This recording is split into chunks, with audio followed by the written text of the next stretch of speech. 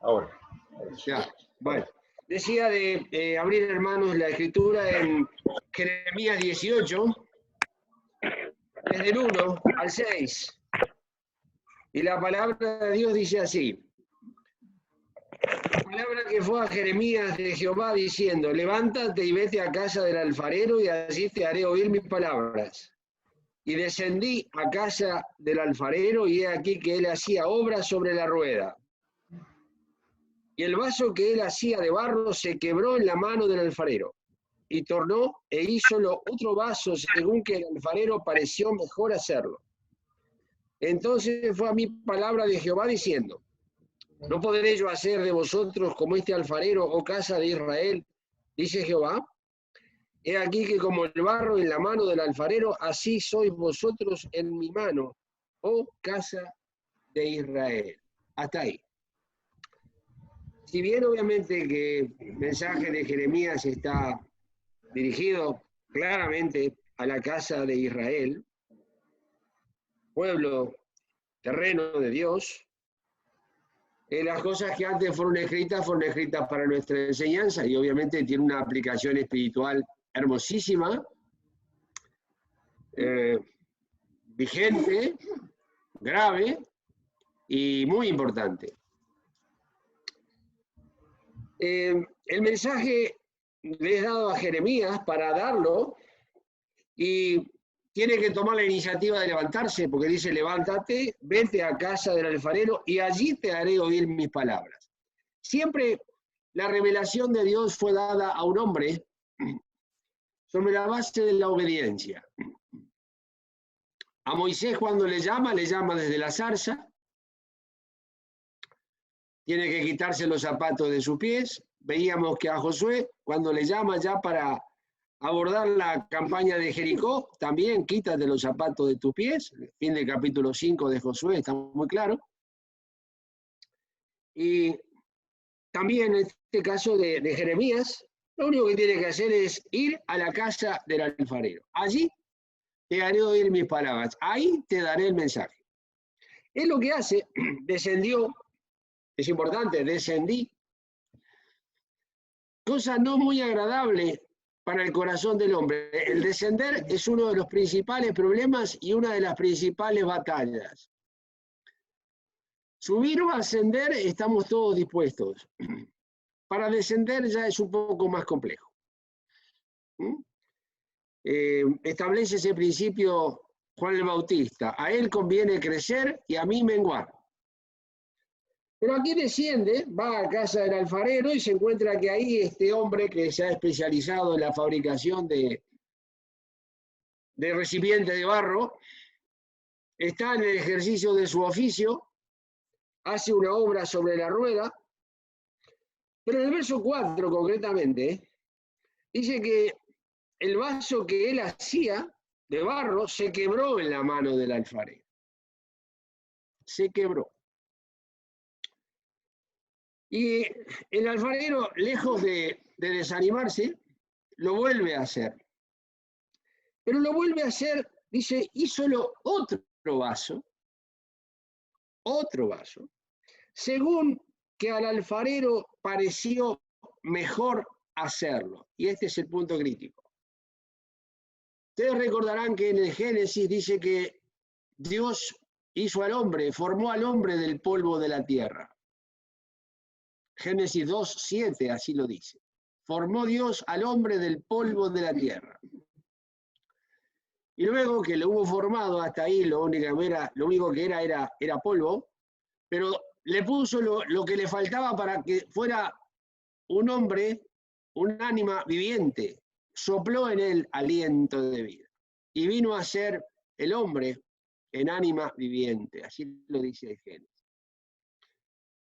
La materia sola no tiene vida. Dios tuvo que poner la vida en el hombre o no llegaba a ser hombre. Era una cosa, materia.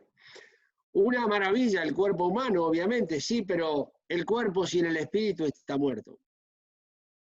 Entonces Dios le pone el espíritu y el hombre entonces viene a ser espíritu y alma y cuerpo. Aquí tenemos una experiencia de un alfarero en donde el vaso se rompe y el alfarero hace otro.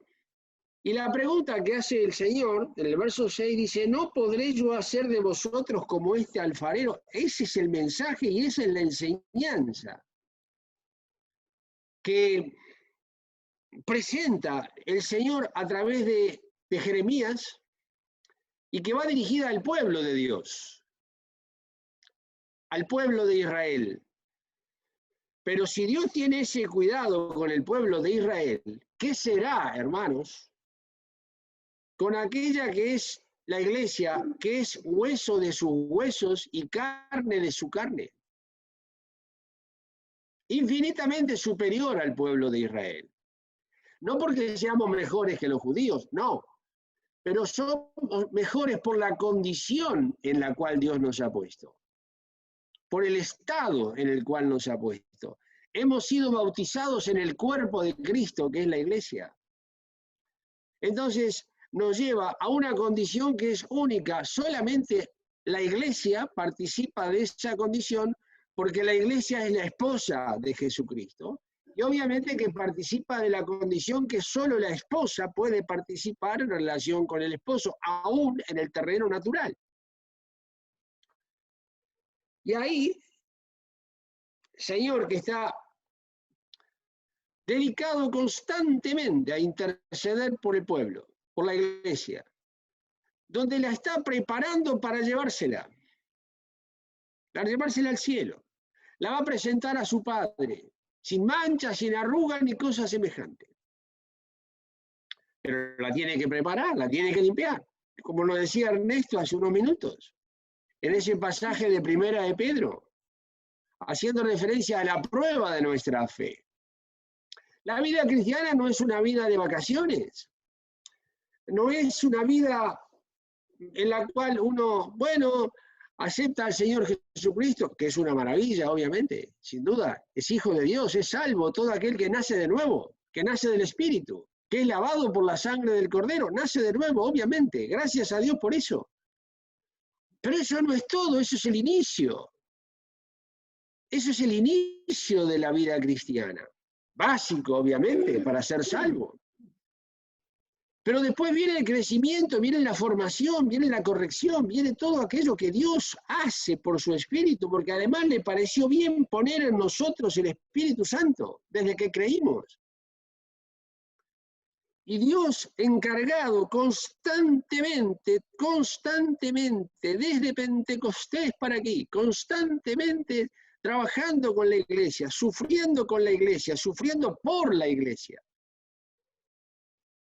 buscando darle la forma que Dios quiere darle. Y entonces dice, haya en vosotros este sentir que hubo en Cristo Jesús. Y habla de una forma, de siendo en forma de Dios, tomó forma de siervo, lo leímos eso en Filipenses capítulo 2. La forma de que el Señor Jesús, siendo hombre, se hace Dios. De forma de Dios a forma de siervo a condición como hombre, y hallado en la condición como hombre, se humilló a sí mismo y desciende y desciende y desciende hasta la muerte de cruz. Y me dice, haya en vosotros este sentir que hubo en Cristo. Entonces, la enseñanza donde Dios dice, no podré yo hacer de vosotros como este alfarero, donde Dios quiere darnos la forma que Dios quiere darnos, hermanos, que es perfecta, porque Dios nunca se ha equivocado ni se equivocará jamás. Es perfecto. A este alfarero se le rompe el vaso en su mano, que una cosa habla de la limitación del alfarero como hombre, pero la otra, la positiva, es el quebrantamiento del vaso en manos del alfarero. Pero luego dice, no podré yo hacer de vosotros como este alfarero. Que entonces sí está asumiendo una responsabilidad, Dios mismo, donde Dios asume el darle forma al vaso. Que obviamente es una forma espiritual. obviamente. Que tiene obviamente también repercusiones en el cuerpo, porque somos espíritu y alma y cuerpo, y aún una vida sana espiritualmente, aún nos beneficia, aún espiritualmente. Porque hace referencia a aquel de que tiene una relación hermosa con Cristo, dice que tiene un convite continuo. Es una fiesta espiritual que vive. Más allá de las circunstancias que le puedan rodear, mayores, menores problemas, mayores dificultades, menores dificultades, más dolores, menos dolores, más enfermedades, menos enfermedades, porque de eso no se escapa nadie. La paga del pecado es muerte. Pero sí, el hecho de que Dios asume la responsabilidad, y ahí está la garantía, Dios asume la responsabilidad de asumir en sus propias manos la obra de sus manos, como dice el Salmo 138. No dejará la obra de sus manos. Entonces, claro, dice, he aquí como el barro en la mano del alfarero, así sois vosotros en mi mano.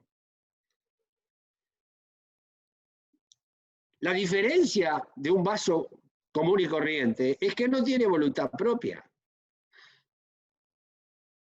La diferencia en relación a nosotros es que Dios nos dio una voluntad, donde el hombre, el creyente, estoy hablando acá, asume la responsabilidad de ponerse en las manos de aquel que le quiere dar forma, para los usos que Dios le quiere dar, que no siempre lo sabemos de antemano, prácticamente nunca, pero que Dios sabe para qué nos da forma. Y obviamente la forma que Dios le da a la obra de sus manos está en función del propósito por el cual usará ese vaso para esa tarea, para ese propósito, para ese ministerio, y para eso, hermanos, le da dones. Todo hijo de Dios tenemos dones espirituales, que son para la obra del ministerio, como dice el apóstol Pablo. Hay repartimientos de dones, hay repartimientos de operaciones y hay repartimientos de ministerios. Y eso lo hace a través de cada vaso, haciendo referencia a cada uno de nosotros, de cada vaso para el propósito por el cual lo quiere usar. Y aquí viene el gran asunto, donde generalmente, y generalmente vamos al 99,9% de los casos, nos gustaría ser otra cosa de lo que somos. Aún en el terreno natural. El que no es tan alto le gustaría ser un poquito más alto. El que es muy alto le gustaría ser un poquito menos alto. El que tiene un cabello de tal tono le gustaría tener otro. El que tiene ojos de un color le gustaría tener de otro. Por eso inclusive hoy el mundo ha desarrollado lentillas donde cada uno toma el color de ojo que le agrada. Porque el que tiene de nacimiento que se lo dio Dios, ese no es muy agradable. A él le gustaría otro. Espiritualmente pasa igual muchas veces. Nos gustaría poder hacer otra cosa de la que debemos hacer. Pero Dios nos ha formado y quiere formarnos para el propósito por el cual Dios nos llamó, que es según su sabiduría eterna, según una justicia perfecta, en donde el vaso aquí cuando hace no podré yo hacer de vosotros, es decir, una pregunta que está implícita en la respuesta, claro que puede. Entonces, ¿por qué no lo hace? Porque nos ha dado voluntad, que la respeta, que no salta por encima de nuestra voluntad, tampoco la anula, porque Dios haría algo imperfecto. nos da una voluntad que después nos respeta, entonces ¿para qué me la da? Nos tiene que someter, igual que a Adán, a la prueba moral de obediencia. Entonces me da la voluntad y yo escojo en función de lo que soy instruido antes. El día que comieres morirás. No comió con ignorancia. Comió sabiendo. Y comió y murió. Primero espiritualmente y se muere con 130 años, Adán. Se cumplió la sentencia. Bueno, entonces, ¿no podré yo hacer de vosotros? Claro que puede. Entonces, acá viene el punto, hermanos, básico, elemental, donde nuestra voluntad juega un papel determinante, que Dios respeta, pero altísimamente, en todos sus detalles. Claro, después vienen las consecuencias. Él respeta mi voluntad y yo me someto o no. Y después vienen las consecuencias de lo que fue obediencia o desobediencia. Pero cuando alguien se presenta y le dice, cuando me hace la pregunta, ¿no podré yo hacer de vosotros? Y alguien dice, sí, Señor, claro que puede. Bueno, hasta ahí va la mitad del tema, pero no está resuelto todavía. Claro que puedes. Sí, sí, puedo. Puedo, dice él. Y yo digo, tú puedes. Y él dice, yo puedo. Y hasta ahí todavía no está resuelto el tema. Porque falta el paso final, que es la presentación, para decirle, Señor, tú puedes y yo quiero. Aunque por ahí me da miedo, porque en la incredulidad me da miedo de las consecuencias, como si Dios se fuera a equivocar o a cometer una injusticia. Pero quiero. Y entonces, en el ejercicio de esa voluntad y en el amor eterno con que me ama, vamos viendo las circunstancias según su sabiduría. Y la rueda empieza a girar, como el alfarero. La rueda no es estática, la rueda gira. Y le va dando la forma que el alfarero, en el ejercicio de su oficio, le da la forma a ese vaso. Y la rueda empieza a girar. Y cuando empieza a girar, todo nuestro esquema empieza a cambiar. De cuando era estático es una cosa, de cuando el vaso se movía por sí mismo es otra, pero cuando hay otras manos que lo toman, las manos que fueron crucificadas por nosotros, toman ese vaso y empieza a girar y le empieza a dar forma y las manos empiezan a presionar sobre el barro, a presionar, a soltar, a presionar un poco más, a presionar en distintos lugares porque le va dando forma. Y en ese proceso viene el ejercicio de la prueba, de la cual nos hablaba Ernesto. La prueba de vuestra fe, que no está limitado a los accidentes ni a las cosas que vamos a ver qué pasa. No, todo controlado por el Señor. Porque dice, en diversas situaciones, en diversas aflicciones, dice, si es necesario. Y claro, Él es necesario. La necesidad la establece Dios, la controla Dios, la limita Dios, la administra Dios en las distintas formas con que va presionando sobre nuestra vida y nos va dando forma. Y ese es el proceso hermoso del crecimiento. Y sin eso no hay forma de que Dios pueda usarnos para lo que Él quiere.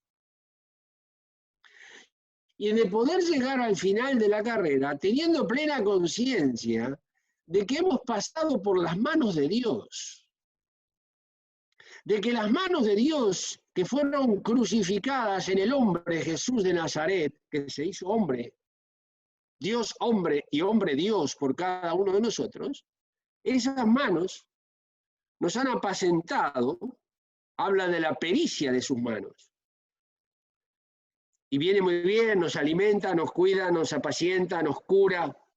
Sí, pero mucho más que eso, cuando viene el proceso de la formación. La formación es cuando nos da forma. Y la forma la determina Dios y el tiempo de formación lo determina Dios y la forma que nos quiere dar la determina Dios, y no es la que a mí me gustaría tener, es la que Él dispone para usar ese vaso en lo que Dios dispone. Y hermanos, y no hay más que esto, ni menos, claro, pero este es el proceso por el cual Dios nos quiere llevar al cielo. No vamos por obras, lógicamente, al cielo, claro que no, pero sí nos quiere usar en el tiempo que nos tiene sobre la faz de la tierra, unos un poco más, otros un poco menos. Pero el tiempo que nos tiene nos quiere usar para lo que Él quiere usar. Y el vaso lo va a poner donde Él quiere que esté el vaso. No donde el vaso le gustaría estar. Entonces, la forma la determina Dios, el lugar lo determina Dios, el uso lo determina Dios. El propósito lo determina Dios. Y si a Él le parece bien poner ese vaso en un lugar que nadie lo ve, está perfecto.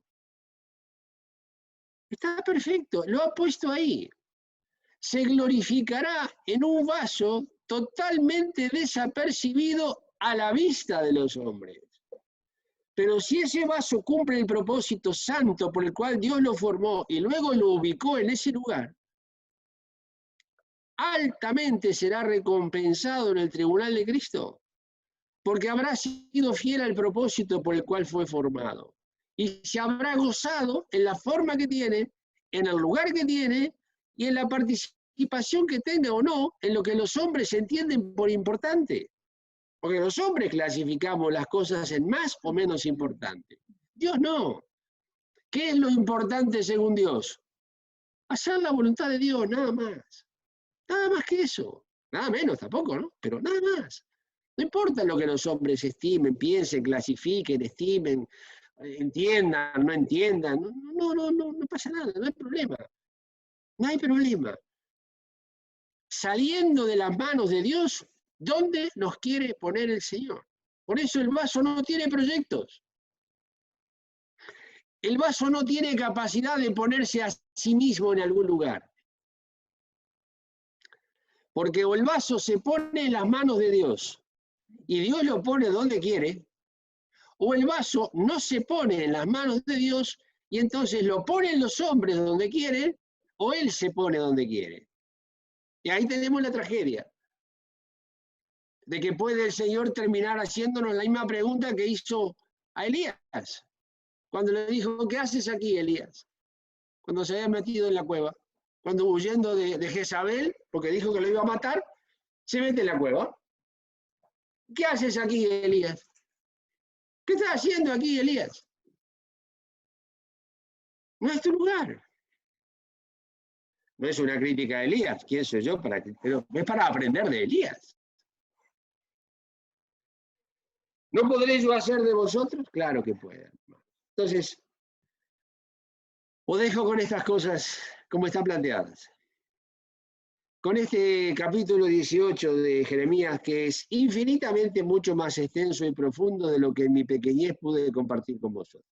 Son sencillos pensamientos, para que Dios os ayude y me ayude a mí el primero, para ver un poquito más profundamente el tiempo en el cual estamos sobre la tierra, hermanos. ¿Para qué estamos? ¿Para qué estamos todavía sobre la faz de la tierra? No estamos aquí porque Dios se olvidó de nosotros. No. No estamos porque queremos tampoco. Dios lo ha permitido. Entonces, ¿para qué, Señor, me tienes acá? Entonces, frente a todas esas preguntas, caen frente a una sola determinación. El por qué, el cómo, el cuándo, el por qué, que no entiendo, que no me doy cuenta, que esto no lo veo claro, que esto, bueno, eso cae todo con una sola expresión. Señor, aquí estoy. Totalmente de acuerdo. Haz lo que quieras. La forma que quieras, como quieras, aquí estoy. Se me acabaron todas las preguntas. Y ahí se acaban todas las preguntas, hermanos. Os lo puedo confirmar. Se acaban todas las preguntas, todas las dudas. Viene una profunda paz, porque sabemos que a partir de ese momento, el alfarero, hablando en sentido figurado, no lo dice así el versículo, pero el alfarero se arremangará, nos tomará en sus manos y habrá comenzado un proceso hermosísimo donde no tenemos mayor seguridad que en esas manos, porque de ahí no me quita nadie. Estoy en las manos del Señor para cumplir propósitos de Dios y para gozarme en Cristo para siempre. Así que, hermanos, Él será honrado y glorificado, yo seré edificado, santificado, preparado, probado. Si llega el tiempo y llega la necesidad también, disciplinado en Dios y por Dios para cumplir propósitos eternos. Y habrá valido entonces la pena, para llamarle de alguna forma, el haber pasado sobre la faz de la tierra, más allá de que para comer, dormir, trabajar, un día jubilarse y llegar al final sin haber, prácticamente sin saber ni por qué ni para qué. ¿Que vamos a ir al cielo? Sí, es por gracia, pero llegar al cielo así no es. Sí, gracias a Dios sí, pero no es la manera ni es lo que Dios quiere. Así que, hermanos, adelante en Cristo. Dios os bendiga, confirme y que nos ayude en esta experiencia de Jeremías 18, del 1 al 6, más todo lo que Dios quiera agregar. Amén.